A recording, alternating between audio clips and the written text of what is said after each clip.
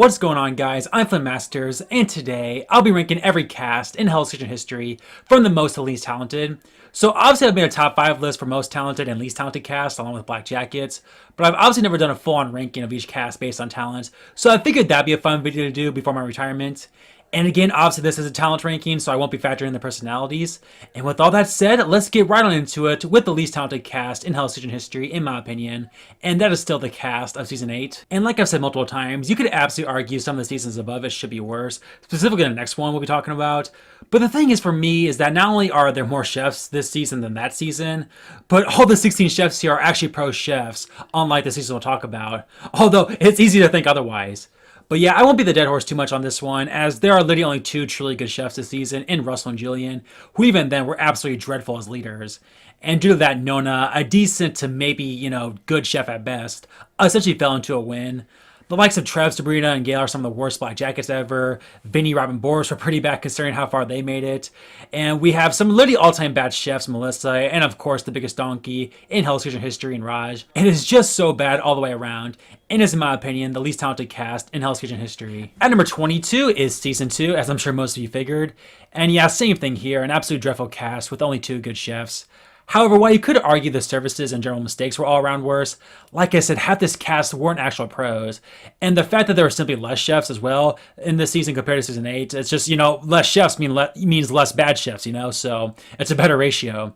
So yeah, you could really flip a coin, honestly, for seasons 2 and 8, but I do think 8 is just a bit worse than 2. At number 21 is Season 4, and obviously the talent is already getting a ton better, which shows you just how bad the cast of Season 2 and 8 are, as the final 5 minus Jen are all pretty good, even though Christina is one of the weaker winners in the show's history, and even chefs like Lou Ross, Roseanne, and Vanessa all show potential at times.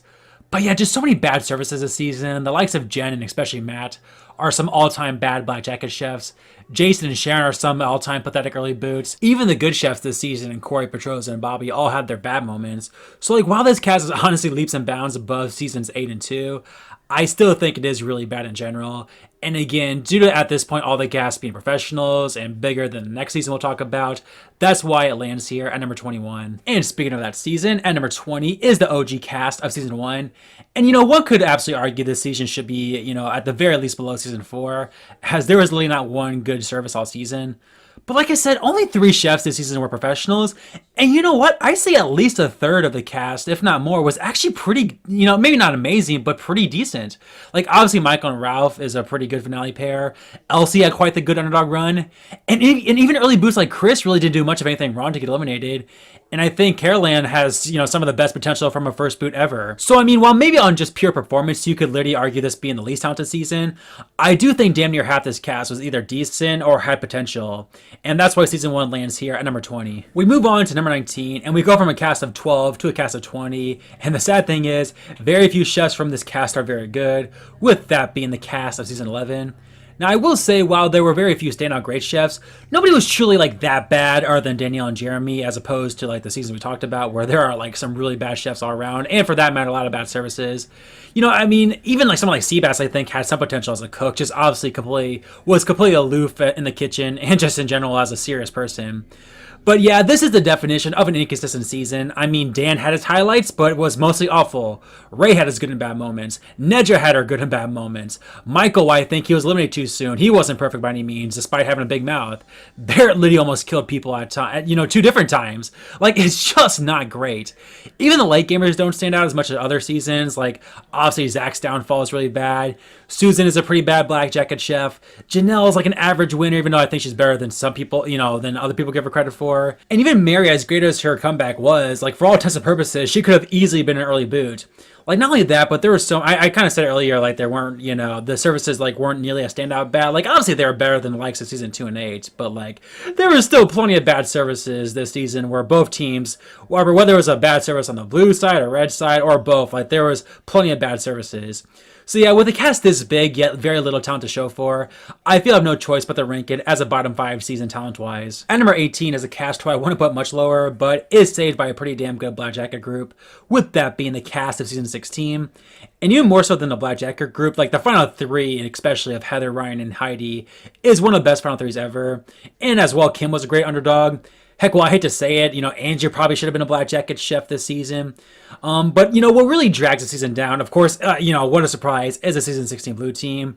And it's not just due to their personalities. Like, they just truly sucked as a team. And it seemed like every service somebody knew was messing up.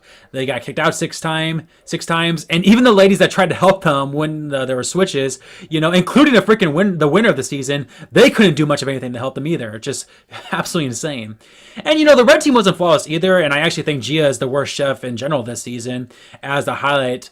So yeah, while the blue team is awful in more ways than one this season, the good this season is able to sneak this season out of the bottom 5 spot. At number 17 is a season I really want to put higher, but I will go with the last of the 12-person cast here in season 3. And of course, this cast was far and away better than the first 2 seasons, but at the same time, every chef, they're actually professionals at this point. So, of course it should be better.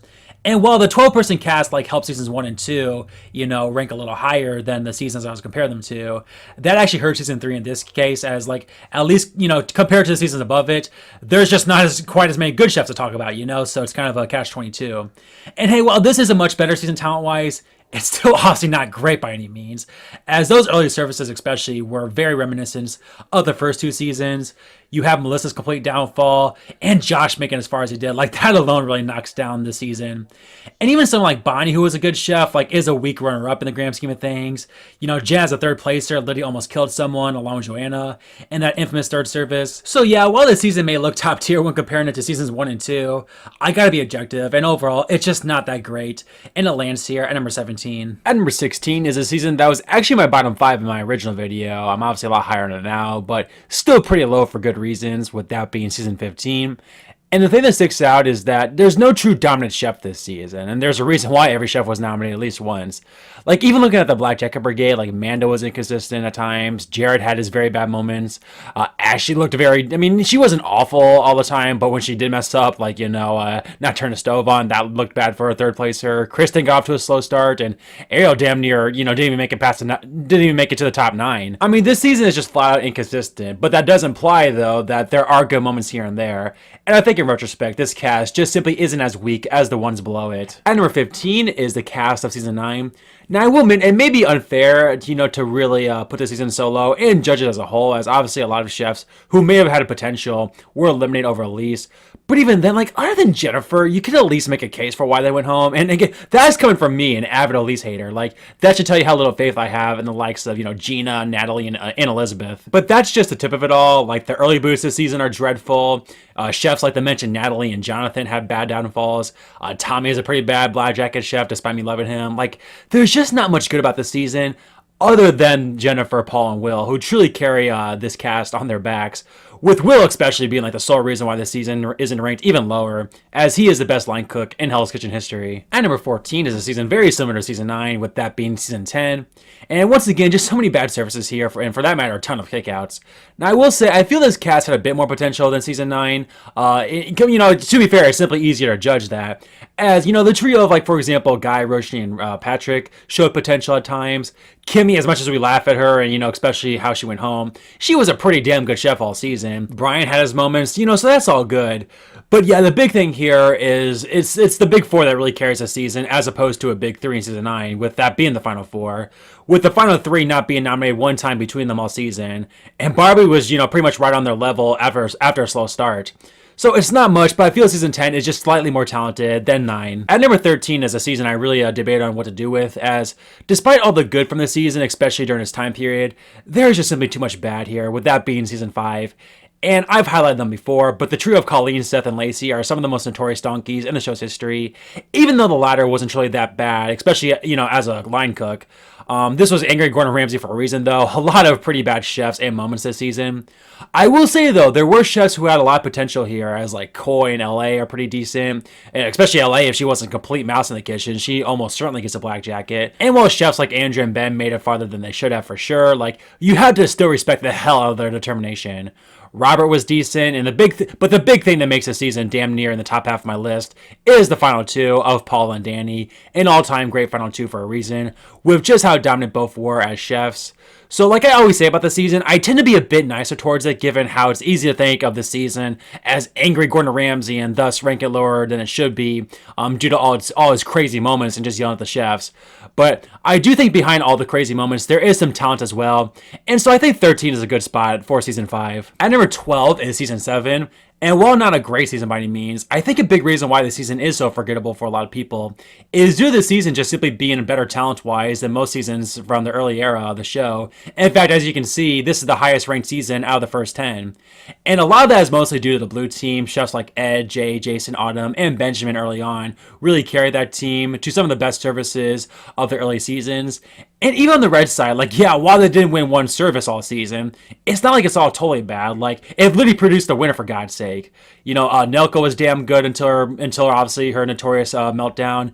And I've always respected the fight from chefs like Fran and Siobhan, despite them not being very good, to say the very least. So yeah, when you combine the greatness of the blue team with the awfulness of the red team, I think it's a perfect middle tier season in my eyes. And when it comes to ranking the cast on talent, at number 11 is the definition of a middle tier season, with that being season 12. And this is obviously the only other cast of 20, but unlike season 11, there was a genuine combination of good and bad talent this season. Now, of course, the first 3 services I think almost single-handedly would have to keep this season from being too high. And going off the negatives, those first 5 to 6 boots are all pretty bad. Even chefs like Chris and Bev, it's like, you know, how far could they really go? But I generally think the final 12 on, all the chefs have at least some positive moments or potential. Like, for example, Anton, while an awful downfall, was literally on pace to be an all-time great early on. You know, someone like Gabriel, who, you know, made it farther than he should have, I think truly deserved to survive most of his nominations. You know, again, those two chefs' up and downs, you know, kind of represent this season as a whole. And the Black Jacket Brigade is really damn good. Keisha absolutely deserved a Black Jacket despite her outburst. Joy literally could have won this season. And the Final Four is one of the best Final Fours ever. So like I said, lots of good, plenty of bad, and that's why season 12 is right here in the middle tier. On to the top 10 now, and maybe my bias is showing here, but my favorite season I feel is also top 10 season in talent, with that of course being season 6. And come on, it would just feel wrong to not put the season as a top 10er when the final 2 literally dominated the season with broken body parts. Like, come on, you know? But in general, this is one of the better Black Jacket Brigades as well, maybe other than Suzanne. I mean, really, there's not much good outside of that, but at the same time, nothing notably bad, or at least stand out bad like the Donkeys in season 5, or the awful start in season 12, for example. Like, maybe other than Louis. So, you know, while there are plenty of bad services and chefs here, there were also some true standouts here, which of course included the amazing final 2, and thus season 6 sneaks its way into my top 10. At number 9, and I can see a lot of people having the season a lot lower, but here at 9 is the cast of All-Stars. And again, while you can question this cast, at the end of the day, this was a 16-person cast of all former Black Jackets. Like, the services this season should be mostly great. And hey, they honestly were when it comes to the blue team, right? The red team, however, that's a different story to say the very least. And even then, I simply have to grade the season on a curve due to the expectations. You know, while like chefs like Manda, Barbie, and Ashley weren't bad by any means, like especially compared to most early boots, like there's just no other way around the fact that they did improve despite the second chance. And that's another thing too. It's hard to judge this cast with how many BS eliminations there are, as who knows how much more the likes of Jennifer, Van, and Giovanni could have added to the season. The Black Jacket Brigade is pretty dominant minus Robin, and while I think Michelle is a good overall chef, her win also taints the season a bit. So yeah, overall, I do think people are a bit too harsh on the season when it comes to talent, as the services were mostly fine, or at least like, you know, when comparing this season to other seasons. But again, that should have been expected, and due to all the chefs whose reputation went down this season, I feel an average 9 placement is a good spot for All-Stars. At number 8 is an instance very similar to All-Stars, with that of course being the other returnee cast in Rookies vs. Veterans. And obviously the thing is, only half the cast had massive expectations. And, you know, they mostly exceeded expectations, as Heather granted her way to a Black Jacket. Trev and Brett were far better than anyone thought they would be this season. And of course, Ariel turned out to be an all-time great winner. But not only that, but the group of rookies are fantastic, minus Scott. And yeah, there were some massive disappointments though on the veteran side, with of course T and Kevin being the standouts. Ro didn't add anything whatsoever of value, and Jen was a complete waste of a spot. So yeah, overall, a really amazing cast that would, you know, be a lot higher if it was all newbies, but due to the inconsistent veterans team, it lands here at number 8. On to number 7, and I honestly feel wrong for putting this season so low, as there is so much talent here, but I do think 7 is a good spot for Young Guns. And the big thing that makes this season so low is a slow start, obviously highlighted by Matthew, who, for my money, is the worst chef in the show's history. And that alone pretty much knocks this season out of the top 5. But even outside of him, you obviously have the Chicken Gate disaster, and Alex and Peyton kind of round out these early boots who are simply not that good or have much potential on even the most least talented of seasons. But like outside of that, the season is pretty fantastic. Like no true bad chefs, and for that matter, no one who really outstayed their welcome. With the Blackjacker Brigade being one of the most stacked ever. But I think what also sinks this season is that charity night, arguably the worst charity night ever. And that kind of proved to me that while this cast is full of great cooks, maybe not so much when it comes to leadership. So between that and the awful start, while super talented, just not quite a top 5er in my opinion. At number 6 is a season that I don't really enjoy, in large part due to nothing much of a note happening this season, which to be fair, you could argue is in large part due to the talent of this cast, with that being season 13. And again, there's not much truly amazing about the season, but there isn't anything really that bad either. Like, even the early boots in JP, JR, and Deneen aren't train wreck bad chefs by any means. Fernando and Ashley were completely robbed as they are oozing with potential. And while late gamers like Sterling, Santos, and Rowe were a bit too inconsistent for my liking, they were still obviously decent chefs. But I think what really makes this season stand out is that final 4, as Jennifer is a great 4th placer, Sade is a top 5 final boot, and Bryant and Latasha is a great final 2. With the latter being a top 10, if not a top 5 winner for a lot of people. So again, the usual case here, while it's not like super amazing or anything, I don't know, that Blackjacker Brigade is really damn strong, especially that final 4. You combine that with the fact that there's nothing horrifically bad here, which even some of the seasons above this season can't say. I think season 13 is a pretty damn good season talent-wise, despite it being boring. On to the top 5 now, and at number 5 is season 21, Battle of the Ages. And Battle of the Ages to me is a perfect example of a damn good talented season, but at the same time, not a true top tier cast, at least compared to the 4 above it. I mean, while Alex is a great winner and Cheyenne made like no mistakes up until her elimination episode, Summer, Alejandro, and Daphne, while obviously great chefs, simply aren't as dominant of a Blackjacker Brigade compared to the brigades above it, or even some of the brigades below it. And not quite as much potential this season, which to be fair is mostly due to the 40-somethings, who were completely outclassed early on by the 20-somethings. But with that said, when it comes to the actual services, there was only 2 true bad services this season during Trenton's wedding and the final 5. And there were so many services this season where there were like very few mistakes. I mean, chefs like Brad, AB, and Mindy went home for doing very little wrong. So while not a complete masterpiece of a season talent-wise, it's about as solid as you can get. Which is why I think overall Battle of the Ages is a top 5 season talent-wise. On to number 4 now, and you could argue this season should be a top 2er, but I had the most recent season in Head Chefs only. And honestly, kind of how I was less harsher on the earlier seasons, I'm a bit more harsher on this season considering how dominant they could have been, given they are all indeed head chefs. Usually the type of chefs that, go on to win Hell's Kitchen or do great in Hell's Kitchen. And this season was great overall for sure. Lots of talent, a great Blackjacker Brigade, a lot of potential in their early to mid-game boots. Like, all that is good. I just feel like this season didn't quite deliver as much as it could have, especially after that Signature Dish Challenge. Like those first 5 services especially, where both teams were rejected in services 1 and 3, and the red team was a train wreck in service 5. And combine that with the fact that Shant and Uri were gone too soon, like those are 2 potential chefs that could have added to the season, but that just obviously didn't happen. So yeah, maybe if I sit on this for a while, I will eventually come around to putting this season in the absolute top tier. But nonetheless, like Head Chefs only is still very high, as it should be, landing here at number 4. On to the top 3, and at number 3 is season 19. Now I will say, unlike some of the seasons we've talked about below season 19, this season definitely had some stand-up bad chefs, or chefs who outstayed their welcome. Like obviously Kenneth and Elliot were pretty bad. Peter, while I respect him, for realizing the situation, like he obviously didn't belong there. And Amber getting a black jacket is just bad. Mark, while funny, shouldn't have made it to the top 8. But not only is the final 4 plus Nikki, does that make for like an all-time great to late game group, but there are so many chefs who have potential this season, some of the best ever, frankly, in the likes of Adam, Josh, Lauren, and especially Cyan. There were some obviously bad services here and there, or more so services that weren't as smooth overall as a lot of other new era seasons. But the nitpicks I have on this season are very slim, as you can see, as this is overall a very stacked cast, and that's why it lands here at number 3. At number 2 is the cast of season 14. And now let's get some of the negatives out of the way first. The red team was not very good early on, getting kicked out in 5 of its first 7 services. And there are some really bad early boots here, and the likes of Krista, Michael, and Monique. But looking at the positives, my goodness, is it something. As I truly don't think there's a bad chef from the final 12 on, as even inconsistent chefs like Sarah, Christina, and Adam all have potential. Brett, as we saw, was a likely black jacket, as was Randy and Allison, two of the best non-black jackets ever. And the final five is just literally stacked with some all-time great chefs, with of course Megan Liddy being the goat of Hell's Kitchen. But yeah, to be fair, Josh does drag the season down a bit. I mean, I don't think he's a terrible chef, but he just should not have been a black jacket this season. And combine that with the fact that the season simply has too many like flat out awful chefs compared to the number one season.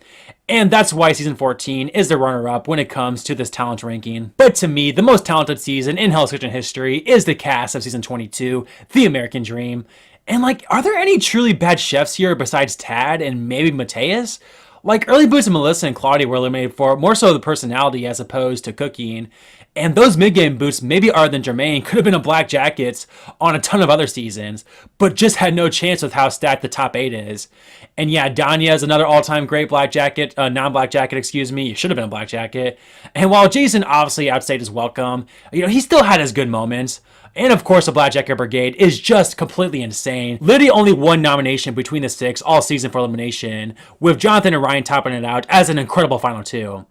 So not only does this cast have the best Black Jacket Brigade and frankly top 8 of all time, there are 2, maybe 3 bad chefs at most here, with even some early boots having a lot of potential. So when you combine all these factors, I think The American Dream is the most talented cast in Hell's Kitchen history. So there you have it, guys, my ranking of every cast in Hell's Kitchen history, from the least to most talented. Let me know what you think of my list in the comments below, and be sure to hit that subscribe and like button to support these videos. And with all that said, take care everyone, and I'll see you next time.